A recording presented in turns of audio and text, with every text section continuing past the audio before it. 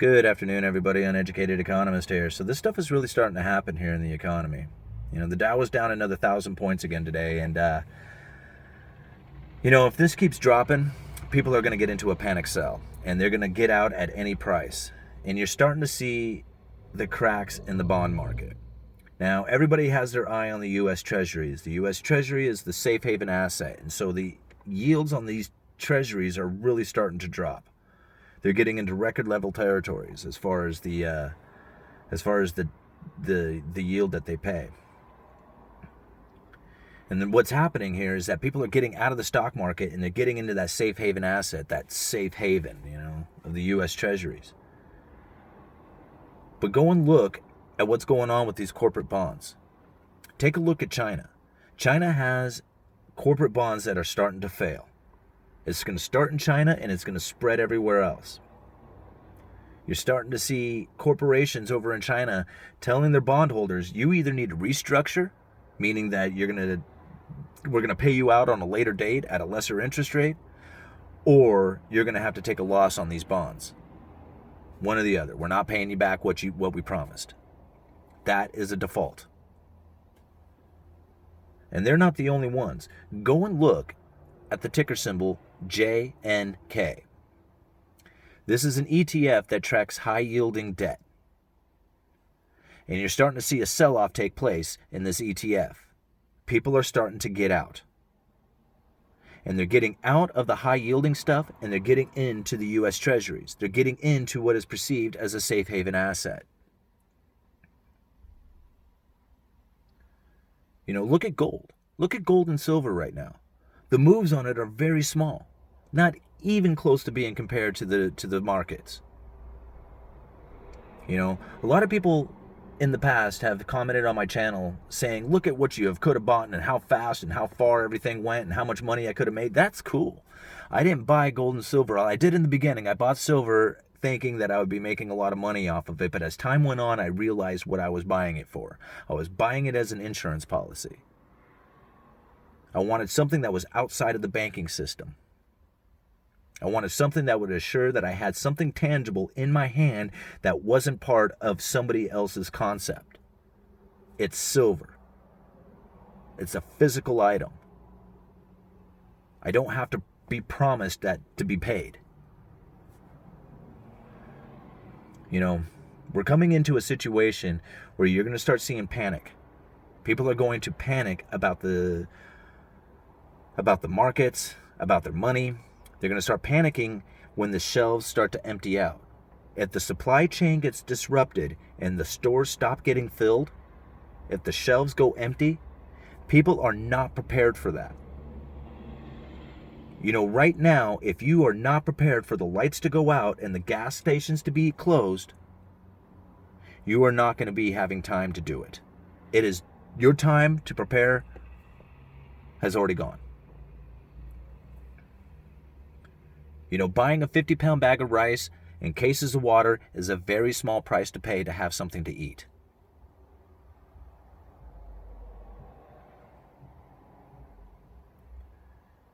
I don't want to be the fearmonger out there.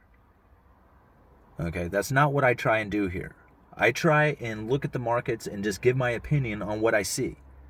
I read a lot of news articles and I say, hey, look at this. Look at these Chinese bond corporations or these Chinese corporations who are defaulting on their bonds. This is going to be a contagion. If these guys fail, because everybody's levered off of everybody else. So if this person doesn't get paid, then how can they pay back their person that they loaned money to or that they borrowed money from?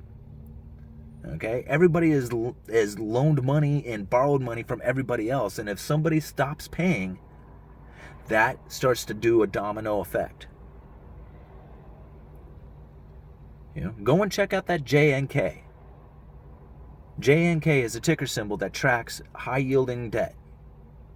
And you're going to see that there's a sell-off taking place in this high-yielding debt. People are getting out of their riskier assets and they're moving into the safe haven of the U.S. Treasuries. It's not a safe haven. It's a promise. It's somebody else's promise to pay. A safe haven is something that you physically have in your hand. It's food, it's water, it's ammunition.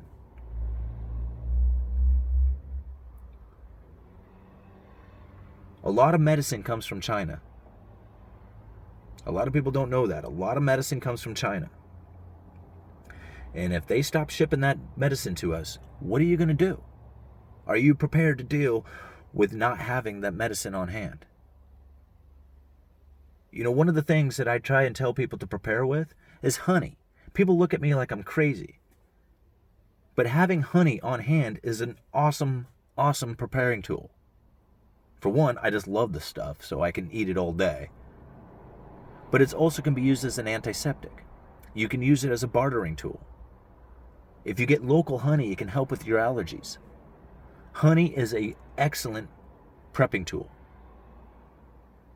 Learning to can. My wife is not afraid to take on 100 pounds of anything. You could bring her fish, meat of any kind, vegetables, fruit. She will have it all tidy and in jars and sitting in the pantry by the end of the day.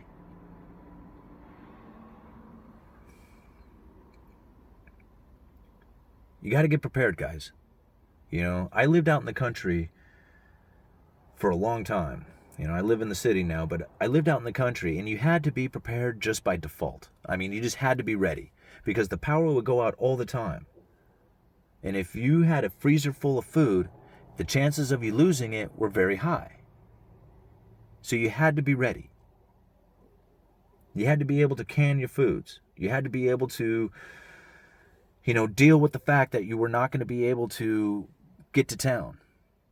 Because, I mean, there is a lot of trees around here, and although they cleared the highways out quite a bit, there was times when trees would fall over the highway and the traffic would be blocked. You would have to wait for somebody with a saw to come and cut the trees up. I'm serious. This is something that happens. You know, not so much anymore. Like I said, it was a lot more when I was a kid that would take place, but it's still, you know, it still occurs. But I remember back in 07, we had a huge windstorm that took out like a lot of roofs here in the Pacific Northwest. So it was actually kind of a boon to the construction industry around here. But the power was out for a week. People who had a freezer full of game that they had, you know, hunted for and processed and had frozen and ready to, you know, had food for months, lost it all. They weren't prepared. They thought they were prepared. They thought, hey, I got plenty to eat. Until a week. 1 week is all it took, and it was gone. I don't know how many thousands of pounds of meat that I heard of people having to throw away. Yeah. Heard of a guy who had 2 elks, a deer, pigs, all processed, packaged up, sitting in the freezer. You had 2 chest freezers and a stand-up freezer full of food, gone. A year's worth of meat.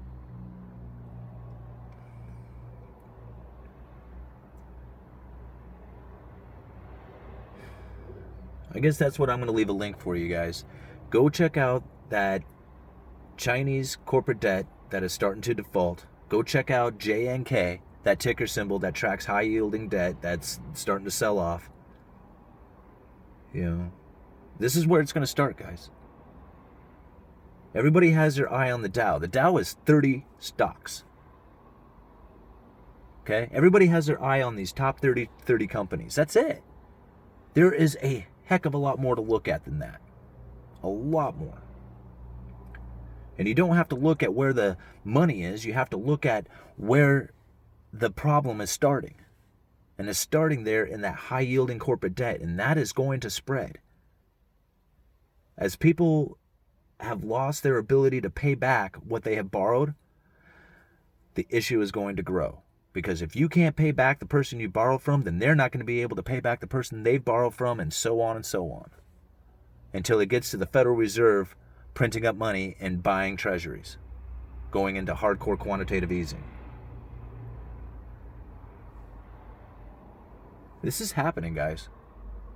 You got to get prepared. Mentally, physically, financially. Get yourself some water. Get some rice. Go get honey. If you don't have any way to protect yourself, a 1022, a Ruger 1022, those rifles are fairly inexpensive. I mean, you know, you can pick them up for a few $100s. 22 rounds are fairly inexpensive. You can fill your pockets, your front pockets, with 522 rounds of rifle and you're gone. You can get out of Dodge. If you can't leave, if you're stuck at home, at least you can stop somebody from coming through the front door. You know, I do not promote violence. I am not a violent person. I do not believe in it, although I love boxing. I love watching boxing, but I'm not a violent person. I don't believe in hate or, battles or war or anything like that. But I'm ready to protect myself. I'm ready to protect my family. If you're on your own, it's probably not a big deal. But if you got kids, you got a lot more to worry about. I'm not a fearmonger, guys. But we're sitting in a situation that can get very, very bad. And if this supply chain stops the stores from being filled, those shelves will empty out very fast. And if you're not prepared to deal with that, you're going to be part of the panicked group that's going to be running around fighting for survival. That's not going to be a good position to be in.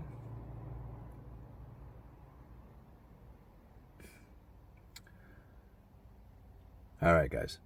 I'm going to let you go. Uneducated economist. You let me know.